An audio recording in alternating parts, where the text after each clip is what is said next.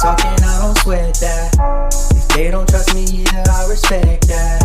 But she be down the ride, oh I bet that. Ooh, I slide for my people, don't forget that. Don't forget that, don't forget that. Ooh, I slide for my people, don't forget that. Don't forget that, don't forget that. Ooh, I slide for my people, don't forget that.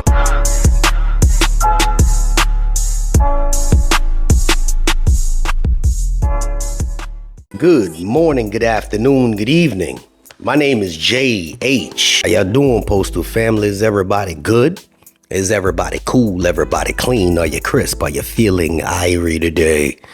Let's talk. I'm going to try to get right into this video because it's long and a lot of people don't have long attention spans. So I'm going to do my best to read this and hopefully this information is useful to somebody. But first, baby, there it is. Lady hooks him up. It is a postal worker's mother and wife. So support your local postal worker. All right. This is about letter carrier's contract, and they had a rap session, and I'm going to talk about it, and you guys can discuss what you'd like with it. I really don't want to be too animated, so it's going to sound kind of boring, but you guys will get the hint. All right. A couple interesting parts. We're going to say that these are the ones that caught my attention and did catch your attention as well. Renfro took the mic and began to go through his statements about the collective bargaining, much like he did at the Region 3 rap session a few weeks ago. The difference was that people would stop him when he seemed to be done discussing a topic and ask him questions about it before he moved on to a new subject, instead of waiting until the end of his talk to ask questions. I think that's good. They want to basically get details when he's speaking, instead of somebody blowing past something and acting like they never said it. Renfro opened up by saying, "Before I get into detail, I'm sharing this with leadership. There is a misconception that we don't want to share. However, we will not share with others outside our union. I've witnessed other unions that attempt to influence the public and seen it be detriment." No idea what that meant. He gave no specific examples. Recent wins by UPS and WGA actually were a direct result of making their demands public and gaining public support against the employer. The UAW is currently waging a very public battle, asking for 30 to 40% pay increases, and are getting support. A huge key to getting the pre-funding mandate stopped at postal reform passed was the rallies and public pressure that the NALC put on USPS and the Congress. Renfro went on to say, "As I've spoken at rap sessions and was recorded, I'm not talking to anyone but leadership in the room." I don't know why you don't want to be recorded. Those are your words. He then proceeded to talk about the collective bargaining. He stated, "Nothing is more important than the money." That's good. Let's see what he talks about. "This explicitly ignores quality of life issues like forced overtime, creating horrendous work-life balances in many offices. It ignores the safety issue faced by people in extreme weather." We've gone through this with the videos. "Workplace harassment that has been ramped up with the electronic surveillance, and local management refuses to comply with the grievance settlements, which create untenable conditions in many offices." Renfro's economic goals: achieve single pay table with higher starting and ending pay while keeping general wage increases and COLAs. Eliminating Table 2 and going strictly to Table 1 is the biggest piece of pie. This is hard for the Postal Service, though, because they have to calculate costs and back pay. He goes on to say that retroactive cost is relevant insofar as whether or not it is considered from an expiration of the contract or ratification. Individual that wrote this, I took it to mean that USPS doesn't want to have to shell out a big back payment agreement. Renfro then said, "We aren't going to accept anything less than a 7 to 9% salary increase. 7% off the top of the pay scale is $2.80 an hour. More, 7% of the current bottom pay scale is about $1.55 an hour. This is not a significant wage increase considering the burden placed on all letter carriers during COVID." I agree. current job market and rising cost of living. If he says he will go as low as 7%, it's concerning that he may capitulate an even lower percentage. Is 42.80 hour significant when UPS just negotiated $49 an hour for their top of their wage scale? Renfro characterized arbitration as a weapon similar to strike. He said, we're prepared to go into interest arbitration if necessary. He said management does not want to go because he thinks their inability to hire can be leveraged against them. This is something that should carry heavy weight against management in negotiations, not just arbitration. In addition, as we saw with DAS Award, arbitration is no way similar to a strike.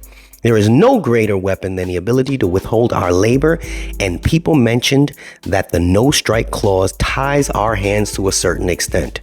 I believe that. Article 8, Renfro said he wants the ability to walk out at max work hours. When asked about this, he said was only in reference to 1260 max, and he had nothing to offer the non-ODL carriers for violation of Article 8.5F limits. He said the USPS created proposals for additional ODLs. He said one idea was for carriers to be able to come in and work their NS, but be only 8 hours, only the rest of the week. He also mentioned WA being able to work their NS if they so choose. He admitted they haven't come up with any way to address the ODL equitability. I don't know who wrote this, but they're using some really big words. Equitability, if they go along with this idea. It sounds like management will be giving more ability to subvert making the ODL equitable and ways for management to avoid giving overtime to people on the ODL. He did mention they were trying to make it so management had to maximize all auxiliary assistants, PTFs and CCAs, as well as the ODL to 12 before mandating non-ODL or off their assignment. Currently, they do not have to max CCAs and PTFs before they assign OT off assignment to non-ODL carriers. They only have to max ODL carriers to 12. Renfro on HIP and say heat safety. There is no national heat safety standard, so that limits what OSHA can do because they can only enforce existing standards. He repeated that he doesn't want a national level grievance on the HIP violations because it will slow local grievances. He also admitted that DTRs and such said teams have resolved. Anyway, currently the case is pending, jurisdictions, Barner waiving, Barner is notes from the blah. There's a bunch of notes here, and I'm going to attempt to leave this link in my video description. And unfortunately, YouTube tends to move links. I try to pin it and they'll move something out. So please don't be like, oh, Jay, what happened to the link? Again, I showed you guys once. I put a link in there from myself and it automatically removes it. Here's another thing that I wanted to talk to you guys about. Renfro wrap up on day one. There's a scenario where we maintain a non-career workforce in negotiations. This is hugely disappointing and contrary to what has been said was a goal of negotiations. Whatever that means. Crime issues. Policy to pull carriers off the street when they're victims of crime wants something in the CBA around these issues. No mention of forcing management to inform all local carriers when there's a criminal incident of another carrier in their location. Said there's a pilot program with key fobs that can be disabled and a way to devalue the arrow key. Management has already set aside money for this project. May pursue getting legislation to help speed up the process and increase funding. I agree with that. Renfro has proposed to a Republican Congress to create a bill that, in addressing the arrow keys, would hire 12 prosecutors to put in U.S. attorney offices, more resources for the inspection service, and to hire more postal inspectors. He failed to mention how we're going to prevent the inspection service from using these resources to pursue prosecuting letter carriers. He also trumpeted stricter sentencing guidelines, even though studies show that the sentence is rarely a deterrent for crime. He was asked about negotiating to have cluster boxes removed, and he said, we would do that, but it would be expensive.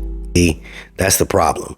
When people try to negotiate money when it comes to a carrier's health or well-being or life, and you put a price tag on it, that's disappointing. He was asked why the USPS headquarters was being allowed to blow off the issue of later starting times, which is a safety issue. He said there had been significant discussion about this and they aren't guaranteeing any specific, but the SNDCs aren't starting later, even though they are receiving larger volumes of mail. He said, we will push. He said he is asked, do we support DeJoy's 10-year plan post-reform? He thinks that's a stupid question because we may support some things and not others. He said there's no question the network needs to be modernized and we need to figure out what the modernization looks like. He also avoided answering how we know that DeJoy's 10-year plan will actually better the network and save money. It's in DCs. He said positives are working in a better building and supposed to be better processing, he said. The reality is that if the Postal Service wants us to move, they can. Said LMOUS, and dues are issues in these locations. He left out that assigning different branches to make a formal A settlements that set precedent can be a huge issue, and he ignored the contractual issues created by it. Heard people talk about the issues all over the country, in Waco, Atlanta, etc. Oh boy, there's a lot going on here. I'm only on page 8. Notes from the committee, discussion problems, passing, blah. All right, listen. Again, I'm going to attempt to put this in the video description or leave it as a pinned comment. This is basically the notes, which are in a PDF file. And somebody did a great job of just taking notes from the National Committee of Presidents. So I don't really know how this is going to be helpful or where it's not going to be helpful, but this is, you guys tell me what you think, because I thought there was going to be some progression until I actually see it. This point is just speculation. This is your president of your union, so your voice should be heard. Sorry, I don't have any good news, and that little pay increase is really not anything to brag about in my opinion, but what do I know? I'm just a truck driver. Nonetheless, you guys have yourself a great rest of your day. This is JH, and hopefully this information was helpful to somebody. Again, I wish I could share this just normally, but I would just be taking pictures and putting it on the screen. That's not going to help anybody. All right, y'all have a great, y'all have yourself a great rest of your day. I'm out. Unexpected expenses stressing you out? Get the money you need now with Loans for Feds, a program designed specifically for federal employees. Bad credit is not a problem. Application is fast and easy with same-day approvals. Apply now.